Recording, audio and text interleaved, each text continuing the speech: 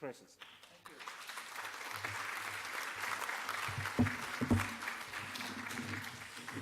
Good afternoon. Thank you all for coming. Let me just put my timer on so that I won't exceed the time. All right, excellent. One of the important things about the nation-state law that was enacted in July 2018 is, in fact, in preparation for the Israeli state to deal with Jewish minority rule. Finally, the Israeli government has realized that Jews have again become a minority in the entire area ruled by Israel, historical Palestine, a situation in which they found themselves in when they began the colonization of when the Zionist movement began the colonization of the country. And despite a number of efforts for demographic change through ethnic cleansing and expulsions, especially in 48 and 67, the situation today stands with a majority Palestinian population of about 7.5 million Palestinians, with a smaller Jewish population of less than 7 million, and this is, of course, subject to the kinds of questionable censuses that the Israeli government usually conducts. There is no way for Israel, at least as far as it can tell, to change those demographics in the near future, and therefore this law was in fact legislating for the future of Israel as a Jewish minority rule where Jews will be in every aspect of the law, every part of the law, and state running will be privileged racially and religiously over non-Jews. But let me give you a background to this nation-state law, which is the culmination of the Israeli attempts at colonizing Palestine and at granting Jews special privileges and transforming the demographics. Much of this, in fact, goes back to the 19th century, especially, and here modernization, I think, was a problem for the Palestinians. The Ottomans introduced in 1858 land privatization law across the Ottoman Empire. It is this law which enabled several colonial forces to come in and begin to purchase land in Palestine. Many of the small peasants who lived in villages were too scared to register land in their names for fear of taxation, and also of sending their children to military service. And as a result, big landowners began to acquire this, and the Zionist movement came in and began to purchase land. What is interesting is that usually Palestinians and historians speak of the expulsion of the Palestinians and the beginning of the demographic change in the country only in 1948. This is actually inaccurate. The legal expulsion begins in the 1880s. Once the Zionists, in fact, acquired the land and began to colonize the land, they would purchase whole tracts of land with Palestinian villagers who live on them and then proceed to expel the entire Palestinian villagers and take over their villages and land. So initially, we begin to see a legal form of expulsion on a smaller scale than what would happen later. By the time the British come in 1917, the British begin to, in fact, endow the Zionist movement with Palestinian public lands, but also they enacted an important law in 1925 called the Palestinian Citizenship Law. And this law immediately denationalized upwards of 40,000 Palestinians who were in fact expats living in Europe and the Americas and who were given less than 6 months or so to come back and claim Palestinian citizenship. At the time in 1925, it was difficult to travel back from Chile or Guatemala within 6 months to do this. So tens of thousands of Palestinians, a conservative estimate puts them at about 40,000 who lost their nationality. And the law, of course, made it easier for Jewish colonists to come into the country in the name of immigration. Remember, settler colonists love the term immigrants. They claimed themselves as immigrants to a country.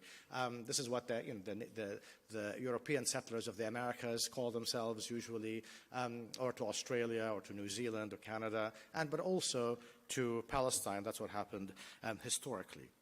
In 47-48, of course, the major illegal expulsion begins of close to 1 million Palestinians, and immediately the United Nations, by December of 1948, issues a resolution granting Palestinians, as all refugees, the right to return home. The Israelis, of course, would have none of it. In July 1950, Israel enacted a very important racist law that continues to be in operation today, called the Law of Return, which grants Jews anywhere in the world the right quote-unquote, to return to a country from which they did not issue, of course. But nonetheless, the question of return becomes sort of very, very important. And remember the arguments. For example, today, Israel and Zionist propagandists tell us that it is kind of impossible for Palestinians to expect to return to their country after being out of it for 70 years. Yet, in the same breath, it tells us that European Jews who are actually converts to Judaism in their majority and do not issue from the ancient Hebrews can have that right after 2,000 years. Right? So it's a kind of an interesting oxymoronic presentation of the arguments, but nonetheless, that's what we have. In 1967, it was just revealed, actually, there was some interesting news in the last week about an important fact which was not known to the public, that the Israelis had set up what they called a professors' committee in 1967 to study how to expel further the Palestinian population of the 67 territories. And this also shows you, especially in relation to today's BDS, the complete involvement of academics and universities in Israel with the expulsion and the oppression of the Palestinian people. Now, the expulsion, continued, as we know, even in smaller forms after 48 and after 67. We're in today half the Palestinian people, about 7.5 million people live in exile, and half still live on the land. But the Israelis were unable to expel this other half, which is, their problem, and hence the nation-state's law's importance. At the same time, there was a parallel project for the Israelis. Initially, of course, they were shameless, the Zionists were shameless about presenting their project as a colonial settler project. They set up what they called the Jewish Colonization Association. Later, it became specific to Palestine, was renamed in 1924 as the Palestine Jewish Colonization Association. They set up a colonial bank called the Jewish Colonial Bank. In German, in English, it was translated the Jewish Colonial Trust. So they were quite keen on joining Europe's colonial efforts at that time. However, by the 1930s, with the rise of anti-colonialism, they began to understand that it is not perhaps good PR to use the colonial vocabulary, and they began to say, well, in fact, we are a national liberation movement who want to liberate European Jewish populations by colonizing someone else's land, and in that sense, we might have set up our state through colonization, but not through colonialism. The distinction is important for them often. Nonetheless, after that, they began to insist that the Palestinians, the victims of their expulsion and their land theft, must recognize their right to exist. Usually in international law, countries can be recognized de jure or de facto as existing, but no country has a right to exist. The Israelis insisted that, in fact, the only condition for any kind of even negotiations with the Arab countries, let alone the Palestinians, must follow a recognition of their right to exist. Then they began to change that. They began to speak even about a so-called Israeli self-determination, which trumps Palestinian self-determination. This would move by 2007 to a much more specific claim. The Israeli prime ministers began to insist that the Palestinians and other Arabs must recognize Israel's right to exist as a Jewish state.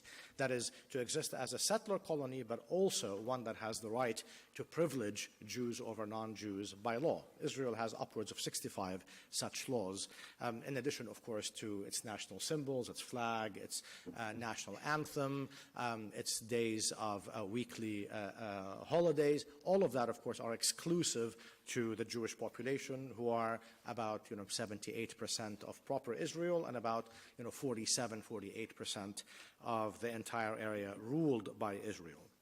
And more recently, they've come to us and claimed that, in fact, what they're defending is Jewish self-determination. Not Israeli Jewish self-determination, but Jewish self-determination worldwide. As we know, the majority of Jews, of course, live outside of Israel. They did not elect the Israeli government to speak for them.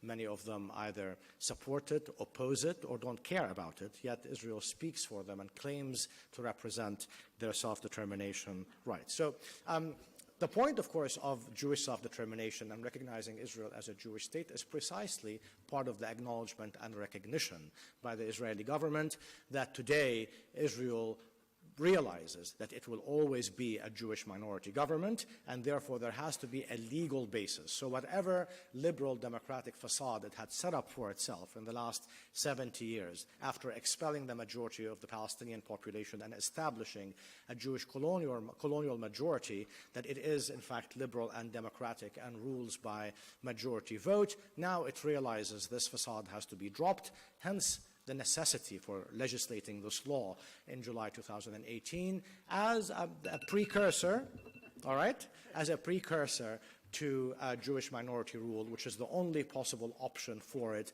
to continue with its project without being able to expel massive numbers of Palestinians. I thank you for listening. And thank you very, very much for giving the background.